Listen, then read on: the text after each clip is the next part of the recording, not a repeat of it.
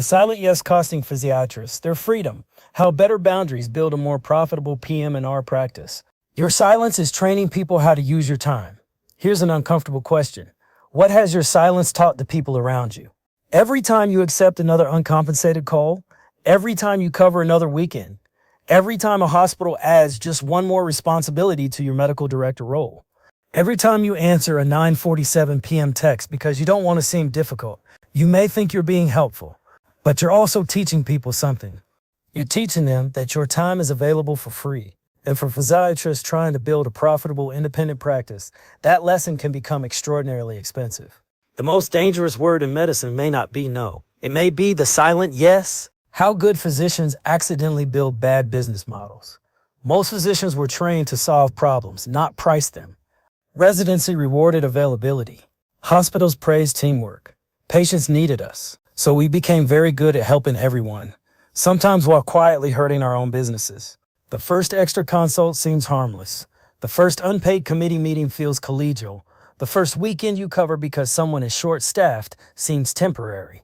Then something interesting happens. Temporary becomes expected. Expected becomes normal. Normal becomes your job. Nobody necessarily plotted against you. They simply learned from the information you gave them. In business, repeated accommodation becomes an operating policy, whether you intended to create one or not. And that matters now more than ever. Physiatrists are facing increasing patient demand, expanding workloads, administrative complexity, and relentless reimbursement pressure.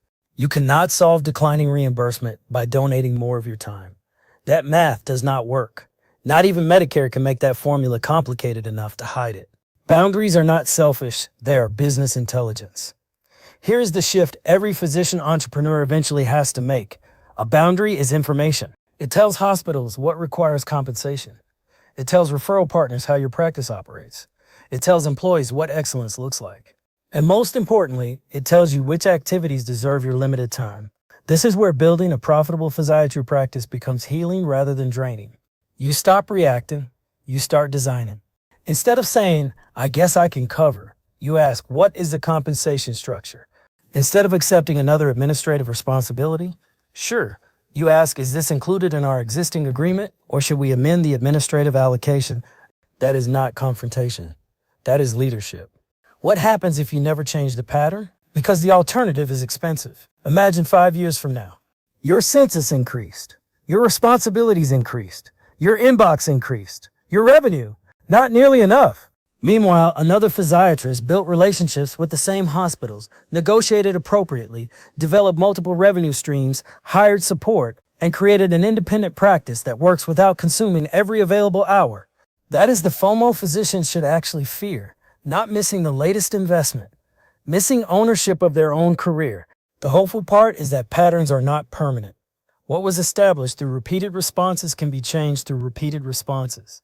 The record is not closed. Teach people something different. Your next chapter does not require burning bridges or becoming the physician who suddenly replies to every request with a 14-page contract. Start smaller. Identify one place where your silence has accidentally created an expectation. Change the signal. Repeat it consistently. Because independence is not created by one dramatic resignation letter.